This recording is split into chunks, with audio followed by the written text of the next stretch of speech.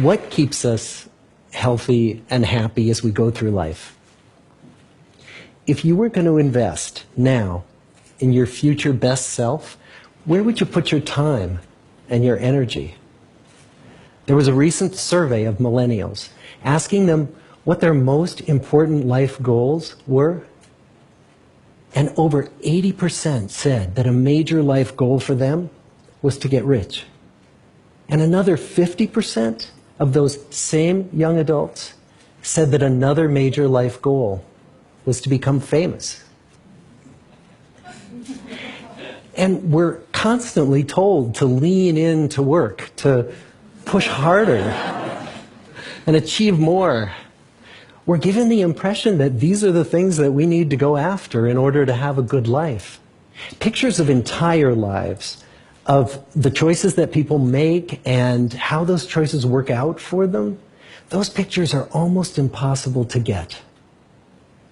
Most of what we know about human life, we know from asking people to remember the past. And as we know, hindsight is anything but 20/20. We forget vast amounts of what happens to us in life, and sometimes memory is downright creative.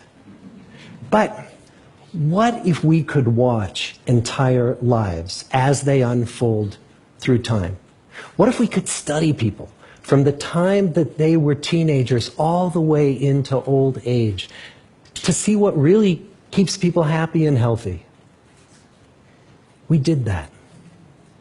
The Harvard study of adult development may be the longest study of adult life that's ever been done.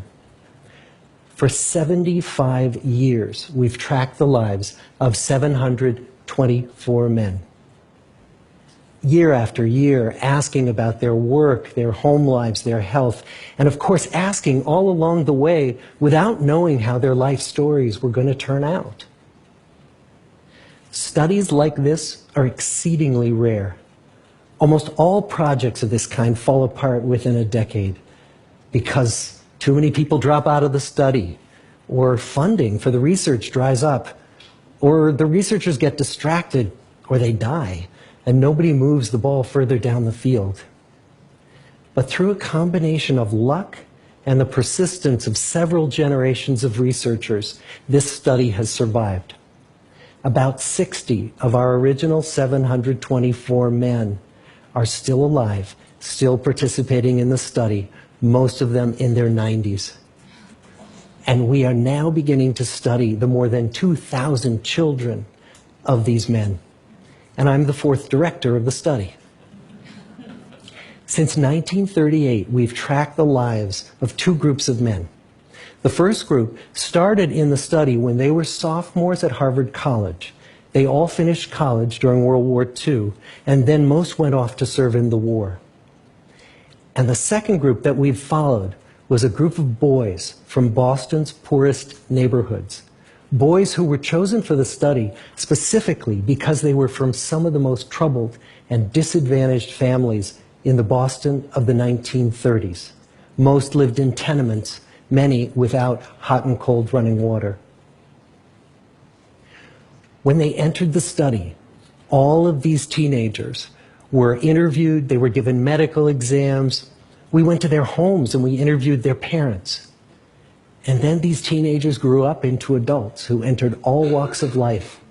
They became factory workers and lawyers and bricklayers and doctors, one president of the United States. Some developed alcoholism, a few developed schizophrenia. Some climbed the social ladder from the bottom all the way to the very top, and some made that journey in the opposite direction. The founders of this study would never in their wildest dreams have imagined that I would be standing here today, 75 years later, telling you that the study still continues. Every 2 years, our patient and dedicated research staff calls up our men and asks them if we can send them yet one more set of questions about their lives. Many of the inner city Boston men ask us, "Why do you keep wanting to study me? My life just isn't that interesting."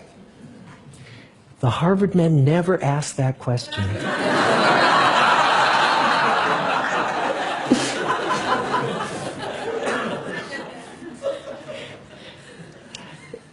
get the clearest picture of these lives, we don't just send them questionnaires. We interview them in their living rooms. We get their medical records from their doctors. We draw their blood. We scan their brains. We talk to their children.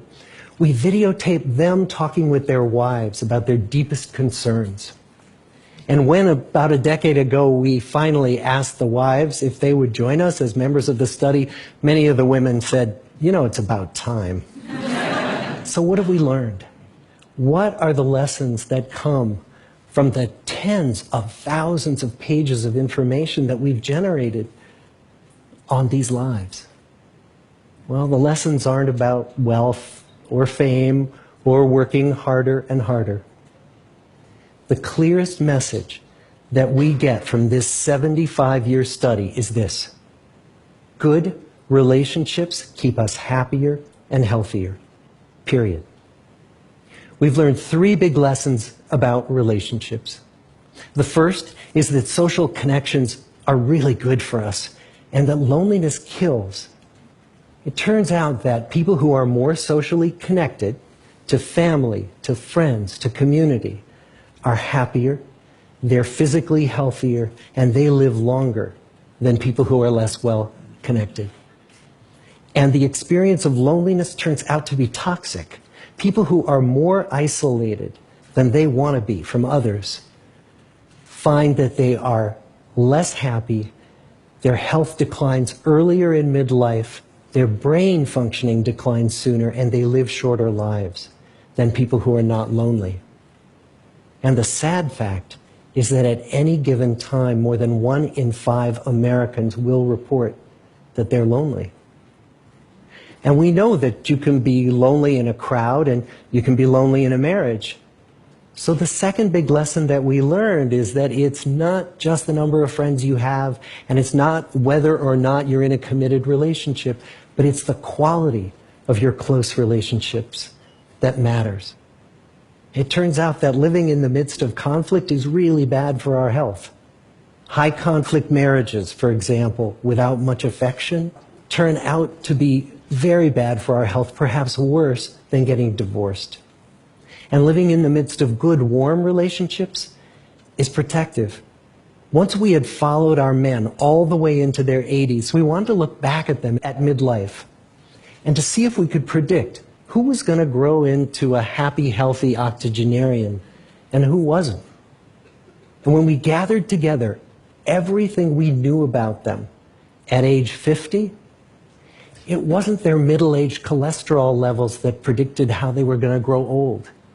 It was how satisfied they were in their relationships. The people who were the most satisfied in their relationships at age 50 were the healthiest at age 80.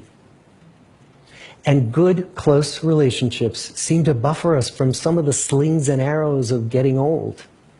Our most happily partnered men and women reported in their 80s that on the days when they had more physical pain, their moods stayed just as happy. But the people who were in unhappy relationships, on the days when they reported more physical pain, it was magnified by more emotional pain. And the third big lesson that we learn about relationships and our health is that good relationships don't just protect our bodies, they protect our brains. It turns out that being in a securely attached relationship to another person in your 80s is protective. That the people who are in relationships where they really feel they can count on the other person in times of need, those people's memories stay sharper longer. And the people in relationships where they feel they really can't count on the other one, those are the people who experience earlier memory decline. And those good relationships, they don't have to be smooth all the time. Some of our octogenarian couples could bicker with each other day in and day out. But as long as they felt that they could really count on the other when the going got tough, those arguments didn't take a toll on their memories. So, this message that good, close relationships are good for our health and well-being, this is wisdom that's as old as the hills. Why is this so hard to get and so easy to ignore? Well, we're human. What we'd really like is a quick fix, something we can get that'll make our lives good and keep them that way. Relationships are messy and they're complicated, and the hard work of tending to family and friends, that's not sexy or glamorous. It's also lifelong. It never ends. The people in our 75-year study who were the happiest in retirement were the people who had actively worked to replace workmates with new playmates. Just like the millennials in that recent survey, many of our men, when they were starting out as young adults, really believed that fame and wealth and high achievement were what they needed to go after to have a good life. But over and over these 75 years, our study has shown that the people who fared the best were the people who leaned into relationships with family, with friends, with community. So what about you? Let's say you're 25, or you're 40, or you're 60. What might leaning into relationships even look like? Well, the possibilities are practically endless.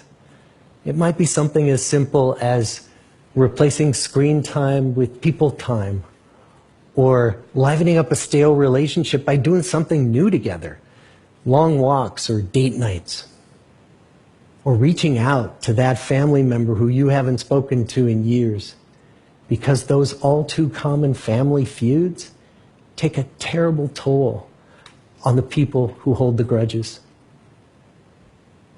I'd like to close with a quote from Mark Twain.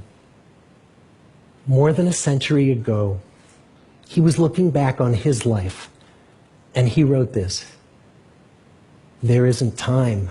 So brief is life for bickerings, apologies, heartburnings, callings to account. There is only time for loving, and but an instant, so to speak, for that. The good life is built with good relationships." Thank you.